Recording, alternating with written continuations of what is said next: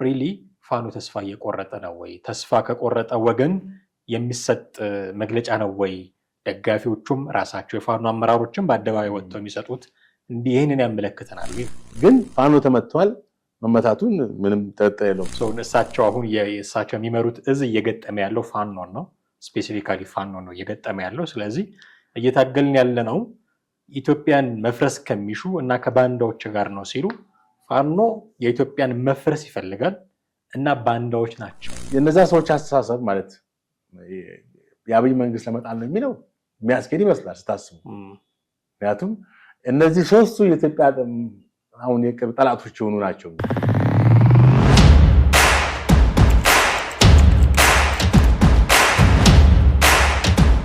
ሰላም እንዴት አላችሁ ውድ ቤተሰቦቻችን? ይህ ዘኢትዮጵያ ነው። ፕሮግራማችን ደግሞ ወቅታዊ ፕሮግራማችን ነው። ጥላሁን አክሊሉና ማህደገፋ እንደተለመደው ከእናንተ ጋር ቆይታ እናደርጋለን። የዛሬ መወያያ ርዕሳችን የምስራቅ እዝ አዛዡ ጀነራል መሐመድ ተሰማ የሰጧቸው ሀሳቦች ናቸው። ፋኖ ተስፋ ቆርጧል፣ የሚያስታጥቋቸውም ተስፋ እየቆረጡ ነው፣ የደመሰስ ነው ፋኖን የሚል በአማራ ክልል እየተደረጉ ባሉ ስብሰባዎች ላይ የተናገሩት ነገር አለ። እሱን መነሻ አድርገን ከባልደረባዬ ጥላሁን አክሊሉ ጋር ጥቂት ቆይታ እናደርጋለን። እስከ ፕሮግራማችን ፍጻሜ ድረስ አብራችሁን ትቆዩ ዘንድ የተለመደ ግብዣችንን እናቀርባለን። ከኛ ጋር ስትቆዩ ቻናላችንን ሰብስክራይብ ማድረግ፣ የደውል ምልክቱን መጫን፣ ቪዲዮቻችንን ሼር እና ላይክ በማድረግ ደግሞ ብዙዎች ጋር እንዲደርስ በመተባበር አብራችሁን ትቆዩ ዘንድ እንጋብዛችኋለን። ከኛ ጋር ሆኖ እንዴት አለህ ጥላ? አለው እግዚአብሔር ይመስገን አለን። የዚህ የአማራ ክልል ጉዳይ ጦርነቶች አሁንም የተደረጉ እንደሆነ በስፋት ይነገራል ያለው። እዛ አካባቢ ያለውን የእዝ የምስራቅ እዝ ነው የሚባለው እሱን የሚመሩት ጀነራል መሐመድ ተሰማ እንደሆኑ በስፋት ይታወቃል። በተለያየ ጊዜ እየወጡ ከህዝብ ጋር በሚደረጉ ስብሰባዎችም በተናጠል በሚያደርጓቸው ቃለ ምልልሶችም በርካታ ነገርን ይናገራሉ ጀነራል መሐመድ ተሰማ እና አሁን በአማራ ክልል በተለያዩ አካባቢዎች ከአመራሩን ጭምር ከነርሱ ጋር ሆነው ህዝብን በሚያወያዩባቸው መድረኮች ላይ በአንዱ መድረክ ላይ የተጠቀሟቸው ቃላት ዛሬ ልንነጋገርባቸው የመረጥናቸው ናቸው እና አንዱ ላይ የተጠቀሙት አገላለጽ ምንድን ነው? ፋኖ ተስፋ እየቆረጠ መጥቷል የሚል ንግግር ሲናገሩ ተሰምቷል። ዘገባዎች ይህንን ነው የሚያሳዩት እና ሪሊ ፋኖ ተስፋ እየቆረጠ ነው ወይ የሚል ጥያቄ ማንሳት አለብን። አሁን ከሰሞኑ በተለይም ክረምት መግባቱን ተከትሎ በሁለት በሶስት ወር ውስጥ መንግስትን እናሸነፋለን፣ እንገለብጣለን የሚል ፉከራ ማሰማታቸውን ስታይ ገዱ አንዳርጋቸው እንደውም በቅርቡ ወጥተው ከማን ጋር ነው ቃለ ምልልስ ሲያደርጉ ፋኖ ብልጽግናን አሸንፎታል፣ አንዳንድ ርዝራዥ ኃይሎችን መደምሰስ ነው የሚቀረው ማለታቸውን ስታይ አሁን ጀነራል መሐመድ ተሰማ መጥተው የለም ፋኖ ተስፋ እየቆረጠ ነው የሚለውን ነገር እዚህ ላይ ስትጨምር ሪሊ ፋኖ ተስፋ እየቆረጠ ነው ወይ? ተስፋ ከቆረጠ ወገን የሚሰጥ መግለጫ ነው ወይ? ደጋፊዎቹም ራሳቸው የፋኖ አመራሮችም በአደባባይ ወጥተው የሚሰጡት እንዲህ ይህንን ያመለክተናል ወይ ብዬ። ትክክል። አሁን እንግዲህ በሰሞኑ የምስራቅ እዝ አዛዥ ጀነራል መሐመድ ተሰማ እንደተናገሩት ፋኖ አሁን ባለው ሁኔታ መዋጋት በማይችልበት ቁመና ላይ እንዳለ ነው የገለጹት። እንግዲህ ፋኖ ኦልሞስት ከተመሰረተ 2 ዓመት ከዛ በላይ ሆኖታል። ባለፉት 2 ዓመታት ውስጥ እንግዲህ ብዙ ትግሎችን አካሂዷል። ብዙ መስዋዕትነት ማለት የራሱን ታጋዮች ተደምስሰው በጣም ብዙ እንትን ያለበት ሁኔታ እንዳለ ይታወቃል። አሁን እኚህ ጀነራል እንደተናገሩት ፋኖ ጠላቶቹ እየተመቱ አስታጣቂዎቹም ተስፋ እየቆረጡ እንደሆነ ነው የተገነገረው። በእርግጥ እንግዲህ ይሄን ለማረጋገጥ ያው እሳቸው ያገኙትን ድል ነው ወይም መከላከያው ካገኘው ድል አንጻር በመነሳት ነው ይሄን የተናገሩት። በዛ ወገን ደግሞ የሚነገር ነገር አለ። አሁን ኒውትራል ሆነን ስናገር የትኛው ነው ትክክል የሚለውን ነገር ማወቅ ማለት በየትኛውም ወታደራዊ እንትን ከወታደራዊ እንቅስቃሴ ወይ ከወታደራዊ ድል ባልተናነሰ በፕሮፓጋንዳ የሚካሄዱ ነገሮች በጣም ውጤታማ አላቸው። የጠላትን እንትን አከርካሪውን መተናል ወይንም አጥፍተናል የሚለው በጣም የተለመደ ነገር ነው። ማለት ፋኖ ሳይመታ እንደዛ አሉ ለማለት አይደለም። ተመቷል፣ ግን ቱ ዋት ኤክስተንት ምን ያክል ነው የተመታው የሚለው ነው። አሁን በሳቸው አገላለጽ ምን ያክል እንደገና ቆሞ ለመዋጋት የሚችልበት ቁመና ላይ አይደለም ብለው ደመደሙ። ምናልባት አሁን እንቅስቃሴ ካደረገስ የሳቸው ንግግር ስህተት ሊሆን ውሸት ሊሆን ነው ማለት ነው። በዛኛው በኩልም የሚሰጥ አስተያየት አለ።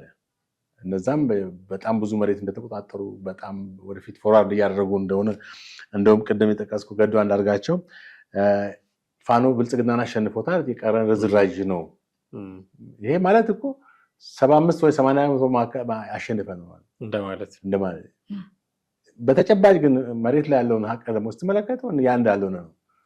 ለምሳሌ አሁን 80% ብለን የምንጠቅሰው ሀዝ ቢያንስ ከአማራ ክልል ውስጥ ጎንደርን፣ ጎጃምን በከፊል ደረጃ እንኳን ከዛ በላይ መያዝ አለባቸው ማለት ነው። ያን የሚያሳይ ደግሞ እውነታ ከየትኛውም የመረጃ ምንጭ ወይም ሚዲያ አልሰማንም። ፋኖ አብዛኛውን ቦታ ተቆጣጠረ የሚል አልሰማንም። ራሳቸው በፕሮፓጋንዳ ከሚነዙት መረጃ ውጪ ኒውትራል በሆኑ ወይም ገለልተኛ በሆኑ ተቋማት ወይም ድርጅቶች ወይም የሚዲያ ተቋማት የተነገረ ነገር የሰማነው ነገር የለም ራሳቸው የሚናገሩት በስተቀር። እና አሁን ያንንም ለማመን ይሄኛውንም ማለት መንግስትንም ሙሉ በሙሉ ለመቀበል ትንሽ ይከብዳል ማለት ነው። ተመቷል። እንግዲህ ምን ያክል ነው የተመታው ነው? ምን ያክል አሁን እሳቸው ባሉት ቆሞ መዋጋት የሚችልበት አቅም የለውም ብሎ መደምደማቸው ድምዳሜ ለመድረሳቸው ከምን አንጻር ነው? እሳቸውም እንደዛ ካሉ ኦልሞስት ጦርነቱ አብቅቷል። አየህ ቅድም እንዳልኩ ነው በጦርነቱ ወቅት በጦርነት ከሚገኙ ድሎች በላይ በፕሮፓጋንዳ የሚገኙ ድሎች የጠላትን እንትን ስነልቦና የማሸበርና የማዳከም አቅም አላቸው በሚል ይታመናል። ግን አሁን የትኛው ነው ትክክል የሚለው እኛ እዚህ ሆነን እንግዲህ ያንኛ ነው ይሄኛው ነው ልንል አንችልም። ግን ፋኖ ተመቷል። መመታቱን ምንም ጥርጥር የለውም። እሳቸው ባሉ ደረጃ ነው ለማለት ግን ይከብዳል። ምክንያቱም ሄዶ ማየትና ቦታው ላይ ያሉትን መረጃዎች በትክክል አጣርቶ ማወቅ ያስፈልጋል ማለት ነው። እንደገና ደግሞ በዛ በኩል የሚነዙ ነገሮች ቀደም እንደተጠቀስኩት ገዱ አንዳርጋቸው ርዝራዥ ንቀረ ማለት የመንግስትን ኃይል ምናልባት ወደኋላ መለስ ብለን ደርግን ብንመለከት ደርግ 83 ግንቦት 20 ዘሎ አይደለም ኢህአዴግ አዲስ አበባ ነው ተቆጣጠረው። በመላ አገሪቱ ያሉትን ቦታዎች የዛኔ ክፍለ ሀገር ለምሳሌ በወለጋ፣ በኢሉባቦር፣ በከፋ፣ በዚህ በሐረርጌ በተለያዩ ቦታዎችን እየያዘ ከተሞችን የተቆጣጠረ ስትራቴጂክ ቦታዎችን የተቆጣጠረ መጥቶ መጨረሻ ላይ እንደ አምቦን በድጋሚ በመያዝ በወለጋ በኩል በጅም አዲስ አበባን ሙሉ እንደመቀነት ከበባት። አሁን የቀረ ርዝራዥ ነው ማለት ይቻላል። የዛን ጊዜ የደርጉ ሰራዊት ከተማ ውስጥ ነበር 83 እንደውም ከተማው ላይ ከባድ እልቂት ይነሳል ተብሎ አዲስ አበባ ህዝብ በጣም በከፍተኛ ፍርሃትና ስጋት ውስጥ እንደነበረን አስታውሳለሁ። አሁን ርዝራዥ የምትለው ያ ነው። የደርግ ሰራዊት በቃ ያን ከስክስ አድርጎ መሳሪያውን ታጥቆ ከየማሰልጠኛ ከየጦር ካምፑ በቃ ሸሽቶ ሲመጣ ታያለ። በዚህ በኩል ይገባል፣ በዚህ በወለጋ መስመር ይገባል፣ በጅማ መስመር ይገባል፣ በዚህ በናዝሬት መስመር ይገባል። ሰራዊቱ ሸሽቶ ርዝራዥ የቀረን ማለት አሁን ገዱ አንዳርጋቸው እንደ ፖለቲከኛ ስለሆነ አንዳንድ ሰው ዝም ብሎ የሚደመጥ ይመስለዋል አይደል? በጣም ትልቅ ስህተት እኮ የተናገረው ርዝራዥ ቀርቶናል ይላል። ጎንደር ብትሄድ አሁን ተረጋግቶ ያለ የዚህ የብልጽግና ሰራዊት ታያለ፣ መንግስት ሰራዊት እና ታዲያ ርዝራዥ ባህር ዳር ብትሄድ ታያዋለህ፣ ደብረ ማርቆስ ብትሄድ ታያዋለህ። ምኑ ነው ርዝራዥ የቀረው? ይሄ በጣም ብልህ እውነቱ አይታወቅም ብሎ ነው ከምን አንፃር እንደሚናገሩ እንደዛ ይገርመኛል። አንዳንድ ደግሞ ስሜታዊነትም ነው የሰራዊቱን ለማበረታታት እንደገና በሞራልም በስነ ልቦናም እንዳይዳከም ለማድረግ የሚጠቀሙ በስልትም ሊሆን ይችላል። ግን እውነት መናገር ሁልጊዜ ወሳኝ ነው። ምክንያቱም አንድ ውሸት ከታወቀ በኋላ በሚቀጥለው ነገር ምን ይባላል እኮ መዋሸት ሳይሆን ከዚህ በኋላ አንተን ላምላ ለመቻሌ ነው። ይሄኛው መዋሸቱ ሳይሆን አንድ ያዋሽታል። ይሄኛው ችግር ይሄ ችግር በኋላ ግን ላምና በቃ ላምና አልችልም። እውነትም ብትናገር በቃ ዋጋ የለውም። ትራክ ሪከርድ ውሸት የዛች የእንትኗም የእረኛውም ታሪክ አለ። 3 ጊዜ ቀበሮ ደጋግሞ መጣብኝ ብሎ መጨረሻ ላይ ይሄ የቀለደ ነው ሲሉ መጨረሻ ላይ እውነቱ መጣ። በቃ አየህ እና ገዱ አንዳርጋቸው በጣም በብዙ ቦታ ስሜታዊነት የሚንጸባረቅበት ንግግር እያደረገ እንደሆነ እያየን ነው። ርዝራዥ ቀርቶታል የሚባለው ቅድም እንዳልኩት ምሳሌ ነው የጠቀስኩት። የደርግ ሰራዊት በሁሉም የጦር ግንባሮች ተሸንፎ አዲስ አበባ ብቻ ላይ ከትሟል። የለም በቃ ደርግ የሚያስተዳድራቸው እንትኖች ባለስልጣኖች የደርግ ካድሬዎችም ባለስልጣኖችም ሻንጣቸውን ከክፈው እያመለጡ ነበር በየድንበሩ እና ኦልሬዲ ያኛው ደግሞ አስመራን ተቆጣጥሮታል። ያኛው ግንቦት 16 አስመራን ተቆጣጥሮታል። ከግንቦት 16 እስከ ግንቦት ያለችው የምጥ ቀን በጣም ህዝብ የፈራበት ነው። አልቂት ይከሰታል ምናምን በየመስጊዱ በየአብያተ ክርስቲያናቶች ሁሉ በጣም ጸሎት ሲካሄድ አስታውሳለሁ። እና አሁን እንደም እንዳልኩት ኒውትራል ሆነ ስትመለከተው የጀነራል ተሰማ መሐመድ ተሰማንም ንግግር በከፊል ነው መቀበለው ነው። በከፊል ይቀበለዋለሁ። አሁንም የመዋጋት አቅም አለው ብዬ አስባለሁ። የነዛንም ዝም ብሎ ርዝራጅ ቀርቶናል 4 ኪሎ እንገባ ነው የልም ተወሱን በቃ ምን መናገር ይቻላል? ምክንያቱም አሁንም የዚህ የብልጽግና ወይም መንግስት ሰራዊት አለ በአማራ ክልል ዘወረስቲ ቆይ መንግስት ሰራዊት የሌለበት ብለህ ሞልቷል እንዳለ ነው ያለው። ታዲያ ርዝራጅ ቀርቶና አንድም ጥያቄያቸው እኮ እንደው መከላከያ ክልሉን ለቆ ይወጣልን የሚል ጭምር ነው። ከዚህ አንፃር ስታየው በርግጥም ሚዛን ይደፋል። ግን እዚህ ጋር ፋኖ ተስፋ እየቆረጠ ነው የምትለውን ነገር ሃይላይት ስናደርጋት ፋኖ ተስፋ በርግጥ አሁን በአንድ በኩልም ያው ከዚህ ከጽምዶ በሚል በትግራይና በኤርትራ መካከል የተካሄደውን ውስጥ እዛ ውስጥ መግባቱ ምክንያቱም ታሪካዊ ጠላት የሚባለውን በራሱ እንደማያሸንፍ ገብቶታል። ይሄ ተስፋ መቁረጥን ነው የሚያሳየው። ከሌላ ኃይል ጋር ጠላት ብሎ ከፈረጀው ኃይል ጋር መዋጋ ማለት መተባበሩ አሁን ደግሞ ሁለቱንም የሚያፈርስ ንግግር መንጆሪኖ ተናግራለች። ከዚህ በኋላ ደግሞ እውነትም ፋኖ በየትኛው አቅጣጫ እንደሚሄድ ወይ ይቀጥላል። ከቀጠለ እንግዲህ አይኑን በጨዋቶ የመጣው ይምጣ ብሎ እንዲህ እየተናገሩንም ቢሆን እንቀጥላለን ካለ አስቸጋሪ ነው የሚሆነው። ሌላ የተናገሩት ነገር ጀነራል መሐመድ ተሰማ የምስራቅ እዝ አዛዡ እየታገልን ያለ ነው የኢትዮጵያን መፍረስ ከሚሹ ኃይሎችና ከባንዳዎች ጋር ነው የሚል ቃል በቃል የተናገሩት ንግግር አለ። እሳቸው አሁን የእሳቸው የሚመሩት እዝ እየገጠመ ያለው ፋኖ ነው። ስፔሲፊካሊ ፋኖ ነው እየገጠመ ያለው። ስለዚህ እየታገልን ያለ ነው ኢትዮጵያን መፍረስ ከሚሹ እና ከባንዳዎች ጋር ነው ሲሉ ፋኖ የኢትዮጵያን መፍረስ ይፈልጋል እና ባንዳዎች ናቸው የሚል ሌብል እያደረጓቸው ነው እነዚህ ሰዎች። ይሄ ነገር ኦኬ ምናልባት ከዚህ አሁን ቅድም እንዳልከው ጽምዶ ከሚለው ነገር ጋር ተያይዞ የውጭ ኃይሎች እጅ በደንብ ገብቶበት ሊሆን ይችላል። ታሪካዊ ጠላቶቻችን ጉዳዩን በራሳቸው መንገድ የተጠቀሙበት ሊሆን ይችላል። የትኛውም መንገድ አመክንዮ አምጥተን የእሳቸውን ድምዳሜ ልንደግፍ እንችላለን። የኔ ስጋት ግን ምንድን ነው? ከጠላት ጋር እየተዋጋን ነው ማለት አንድ ፊቱን ያባት ነው። ምክንያቱም ስትዋጋው ኦፍኮርስ ወገን አለ፣ ጠላት አለ። ይሄ ጦርነት ናቹራል ነው። በጦርነት ውስጥ ይሄ የሚታወቅ ነገር ነው። ስለዚህ ከጠላት ጋር እየተዋጋን ነው፣ የደመሰስ ነው፣ ቅድም እንዳልነው ተስፋ እየቆረጠ ነው ምናምን እንዲሉ ኤክስፔክትድ ነው። የጦር ጀነራል ናቸው። ዲፕሎማቲካሊ እንዲጠነቀቁ አትጠብቅም። ቆራጥ የሆነ ንግግር እንዲናገሩ ነው የምትጠብቀው። ልክ ናቸው።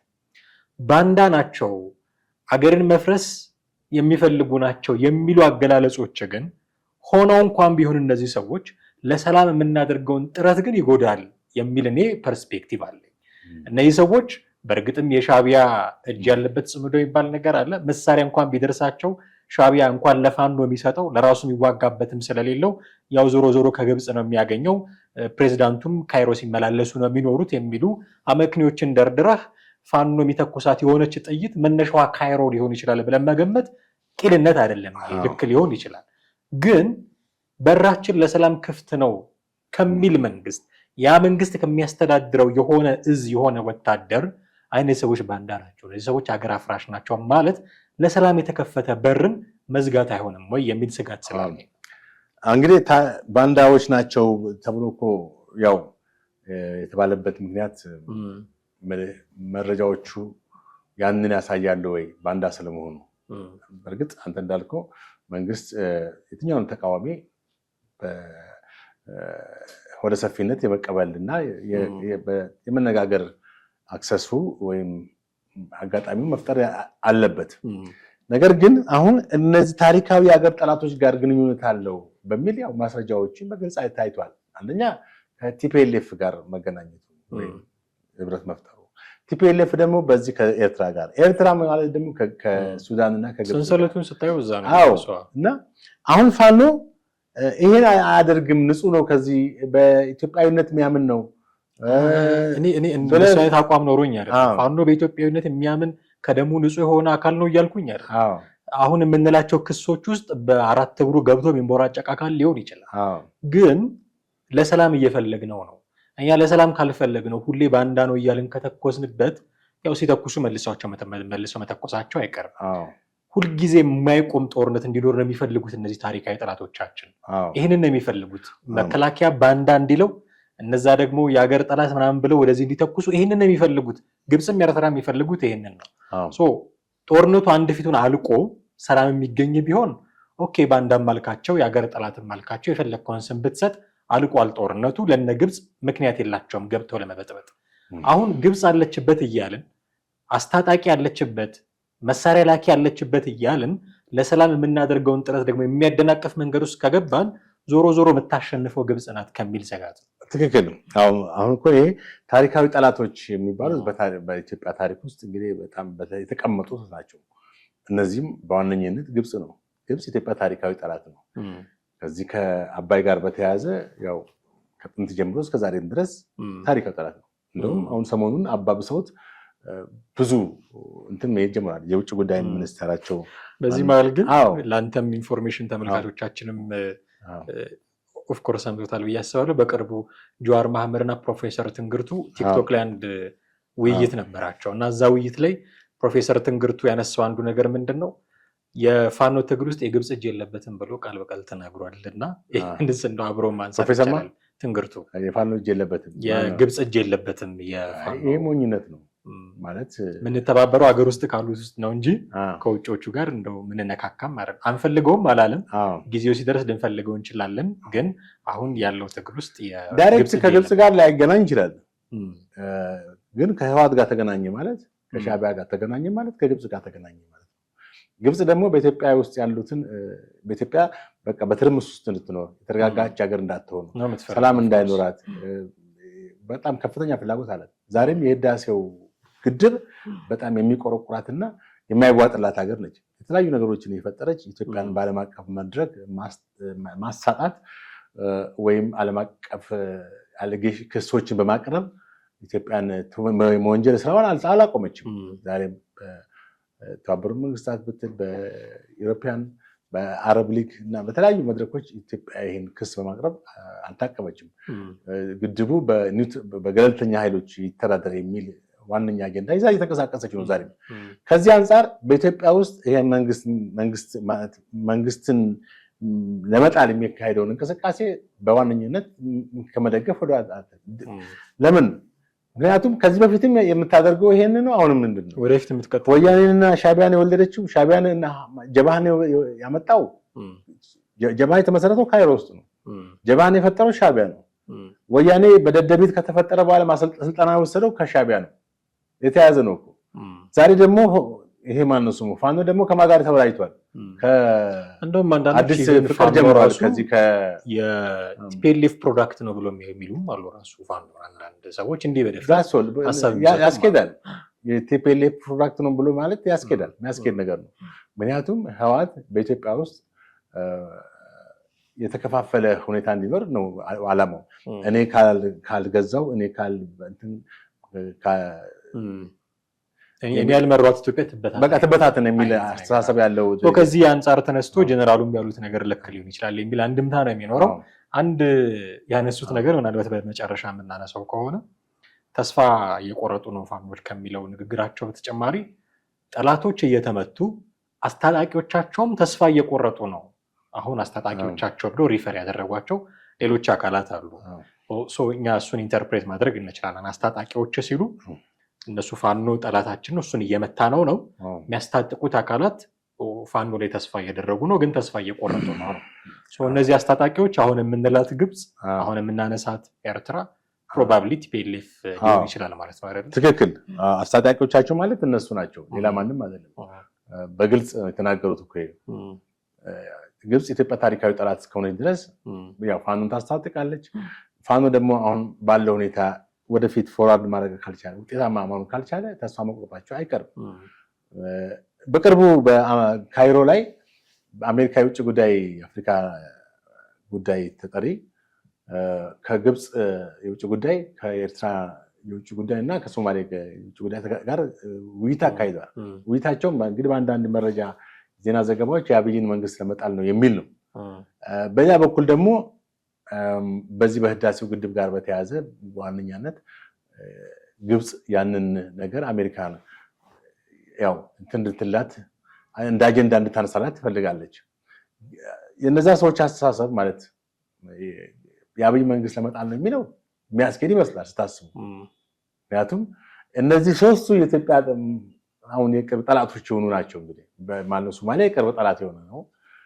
ሻዕቢያ እንኳን ያው ቀድሞም ጠላት ነው።